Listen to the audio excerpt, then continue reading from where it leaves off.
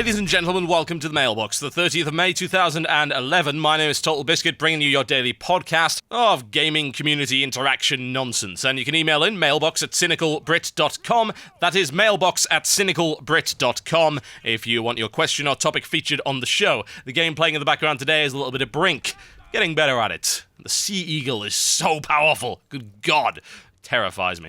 Right, the first question of the day comes in from Colin, and a lot of these questions have actually come in various forms, some not so polite, and it goes on to say this: Dear TB, it seems all your games and content for WTF is are from games that are on Steam. I know this is a very large and easy to access website, however, for some of us, Steam games are oftentimes not our cup of tea per se. See, in the past you've done one free game on the internet, Desktop Dungeons, and a Facebook game, and some fairly largest titles that don't need to be on Steam. Is this just due to the saving of time where you can just log into Steam, buy the game and review it without the effort of searching for it? I feel that there are many more games out there on the internet from indie developers not connected to Steam that should be shown some love.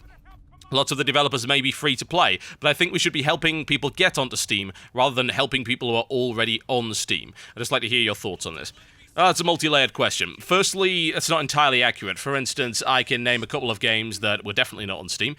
Just a few examples off the top of my head, for instance. Gorilla Bob was available on Gamersgate, not Steam. Space Pirates and Zombies is only available on Impulse. Dead Meets Lead is available on Gamersgate, that's not on Steam either. Age of Empires Online isn't on Steam. Mark Long Revenge of the Bitch certainly isn't available on Steam. So that's quite a few just over the past 2 weeks that are not available on Steam. Now, the thing about Steam is that there are an awful lot of games on it.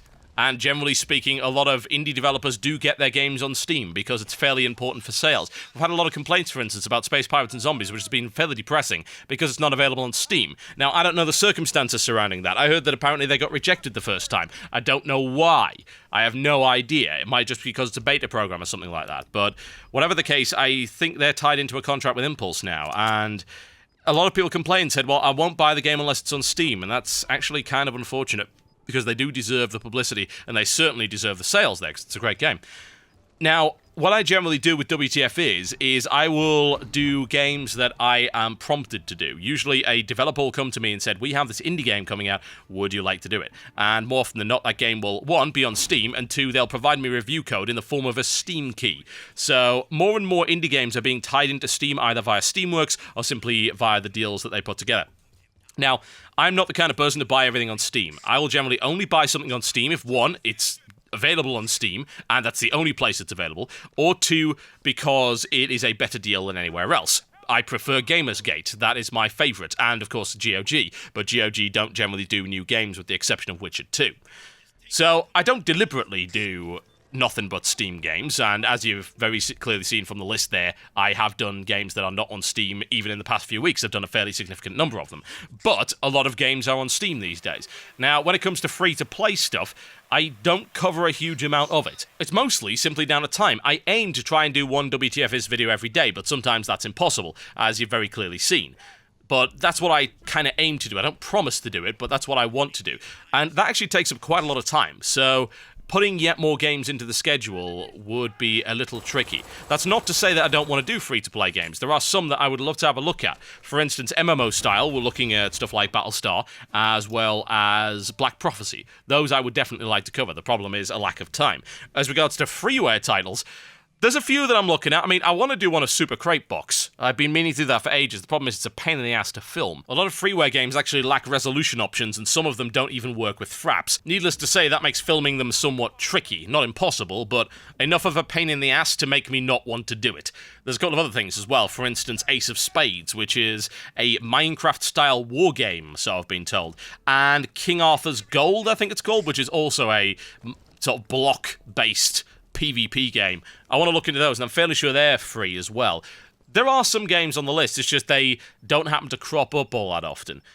But since a lot of people have said that, I will try and make an effort to every now and again try and put in a free game. For those of you who don't have a lot of money, or for those of you who just simply want something free, which is entirely reasonable. Got a WoW question coming in right here from Scott Fuller, and says, Dear TB, I've been playing WoW for about 4 years, and I'm rapidly questioning my subscription fee more and more. And it's not because of the core game, but the decisions of Blizzard Entertainment as a company. The main issue I see is the attitude of Blizzard. Since the launch of Cataclysm, we've not seen a single content patch in 6 months. I don't acknowledge 4.1 as a content patch. I don't blame you. However, we also have Rift, which is approaching its third in 3 months, with less money to play with, I might add. While I cannot personally vouch for the quality of Rift patches, it leads me to wonder what the WoW team is actually doing with their time and money. This is why I turn to the business model of Blizzard. This development is directly connected with their business model, and with recent decisions such as charging for pets and dungeons, along with pushing expansions faster, which directly dictates development time. Do you think that the key business decisions of Blizzard Entertainment are choking the development cycle and they're losing touch with their main consumer base? I certainly think it's affecting it. I mean, you can't really argue against the idea that there's more and more premium services and content coming out. Some of it is acceptable. For instance, anything that you can do outside the game, say, with a mobile device, that to me makes sense in terms of charging for it. I understand why that costs money. But in terms of things like faction transfer, server transfer, name change, the ability to play cross-server in dungeon groups, and all that kind of stuff, plus not to mention the premium mounts and the premium pets and things like that, yes, I do see Blizzard trying to milk more money out of their existing subscriber base, as opposed to what they should be doing, which is developing more content to ensure that they don't lose more of that subscriber base. Because, yeah, you can continue to milk the subscriber base all you like. The problem is that you'll eventually just annoy people, and your subscriber base will get smaller and smaller and smaller.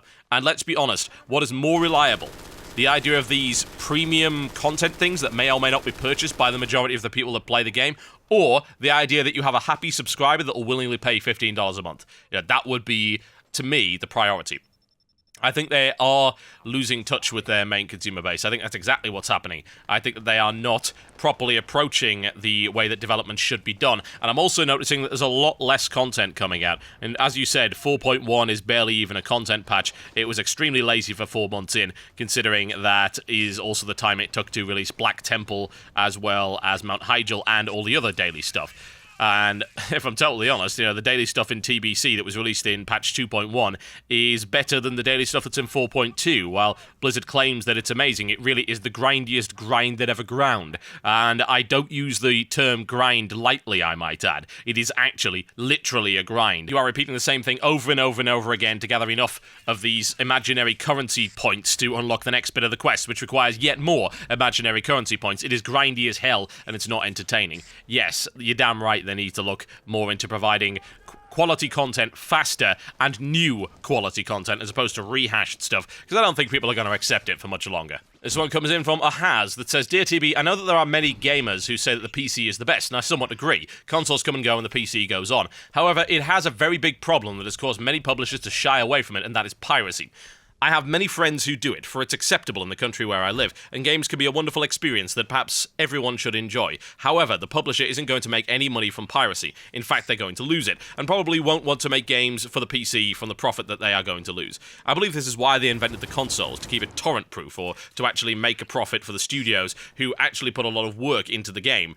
And the game will actually get some money out of it, so they can keep making more games. But now, it seems like the consoles are hackable as well, or at least the ones that require internet, unlike the PlayStation 2. And it seems like those games for the consoles will be file shared soon as well. We can't keep going like this. This will kill the industry. What do you think should be done? Okay, well, piracy is this massive boogeyman for the industry, and while I agree that it certainly does damage studios, there's no real question about that, it is not the death of the industry. Not at all.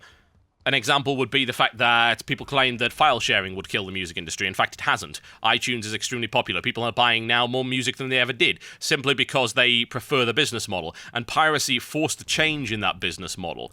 Now, that's not to say that you should, as a matter of, say, civil disobedience, pirate a game. I don't believe that. I don't believe in pirating games that you boycott. That's just selfish. If you boycott a game, don't play it. If you don't want to pay for a game, also don't play it. If it's not worth the money, then why pirate it anyway and waste your time playing it? It does seem ridiculous. But I have to point out that piracy has been a massive issue on consoles for ages. It has. It really, really has. I cannot count the number of people that I know that didn't buy a single PlayStation game, and I'm talking about PlayStation 1. When that got mod-chipped, everybody I knew had a mod-chipped PS1. Everybody.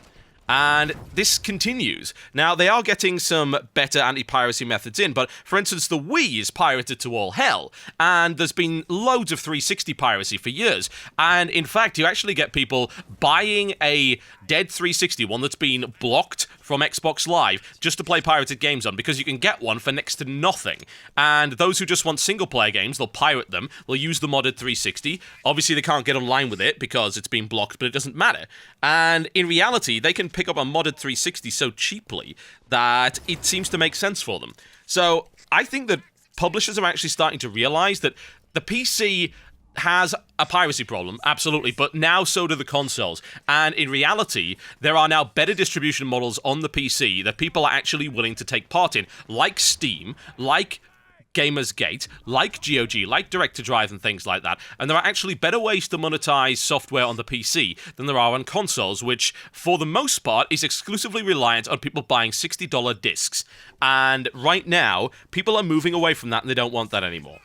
You don't get these crazy sales on the console. You just don't. You get second-hand games, and that also is a problem for the industry, I might add. In fact, I remember a quote where people said, actually, it's worse than piracy. And while I don't think that people should not have the right to sell games that they've purchased, I'm not into this whole, you have a license to play this game and do as we want thing. That's nonsensical. I also see why companies don't like used games, because it's pure profit for the retailer, and the guys behind the game get absolutely nothing from it. Whereas you can't do that with Steam games. So that's something that publishers, I think, are starting to consider.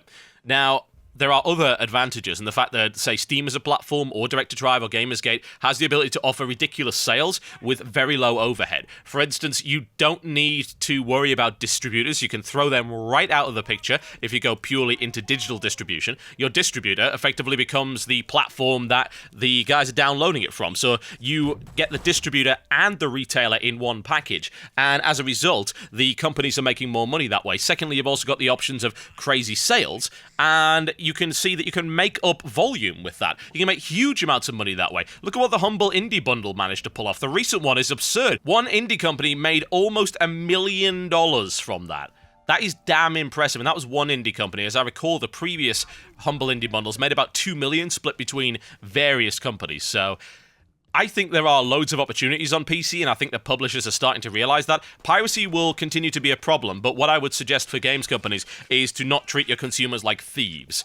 At the end of the day, if you put intrusive DRM onto your product, you overprice it, you rush it out, and you allow it to be launched with game-breaking bugs, then you open yourselves up for people to have an excuse to pirate it. And the worst thing is an entitled consumer with the moral high ground. Because in reality, piracy is immoral, but if people can turn around and say, oh, well, this company isn't treating us like proper consumers, and they're releasing games that don't actually work, and there's no way that I'm paying money for something like this, it's really hard to argue with those people. It really, really is. So there you go, folks. That's my opinion on piracy at the moment in terms of the PC market. I think I've got time for one more. This comes in from Dan. This is another WoW-related question that says, hi, TB, so for Wrath of the Lich King, they promised the Dance Studio. For Cataclysm, they promised Path of the Titans. Neither of those ideas ever actually saw the light of day. Personally, I think the Dance Studio was pretty stupid, but Path of the Titans sounded awesome. I'm going to assume that Blizzard will announce another expansion at this year's BlizzCon, because Wrath of the Lich King was announced at the BlizzCon after Burning Crusade was released, and Cataclysm was announced at the BlizzCon after Wrath was released. Or at least, I think that's the case anyway. One of the main things I'll be interested in is playing the Guess Which feature won't actually make it to live game. The question I'm asking you is this. Do you think they'll actually get around to releasing everything they promised this time around, or do you think they'll announce something awesome and then just scrap it later? Well, they haven't exactly got a good record for it, have they? They've announced 2 things in 2 expansions that they've scrapped, and I believe TBC, they released everything they promised with that, so I don't really see that as a big deal. Then again, we didn't really know what to expect with TBC. It was their first WoW expansion, so there you go. They will no doubt do something along those lines, and I think that what they were looking to try and do with Cataclysm is to make it very clear that this was the expansion for the veteran players. It's like, we're going to remake the whole old world so you can go back and revisit nostalgic locations and stuff like that. We're going to put in Path of the Titans so that you have an alternative method of progression, and that's something that actually mattered an awful lot to people. We're going to have loads of new raids from the start. We're going to have a good guild system. So it's obvious that they were looking towards that particular part of the market, and then they kind of flounced on it at the end of the day. They abandoned Path of the Titans completely. They didn't release all the raids that they promised on launch, and then they decided to nerf all of this stuff into the damn ground, and it was not good, really. I am very disappointed with what they actually did with Cataclysm. I really am. I mean, especially considering that I put a lot of my faith into that expansion, and I actually came out and said, this expansion is really good, guys. And it was. for a few months until they decided to ruin everything. It was samey, but it was good. It was high-quality, polished content. So I don't really know. I saw Blizzard do a massive heel turn over the course of several months, and it crushed my enthusiasm for the game as well as my enthusiasm for them as a company. So I'm hoping that they don't repeat that same mistake. I really hope they learn from this, and if they continue to see falling subscriber numbers, it gives them the impetus to actually get going. I think we'd all like to see the old school Blizzard back, honestly, because it was just a better company in general. Okay, that's me done for the day, and I will bring you the postcards from Azeroth. I just haven't had time. It's been really hectic over the past few days, so they will come at some point this week just to round things off.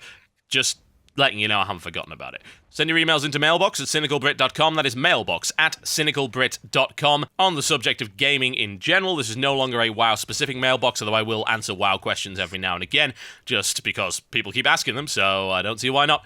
And I will see you next time.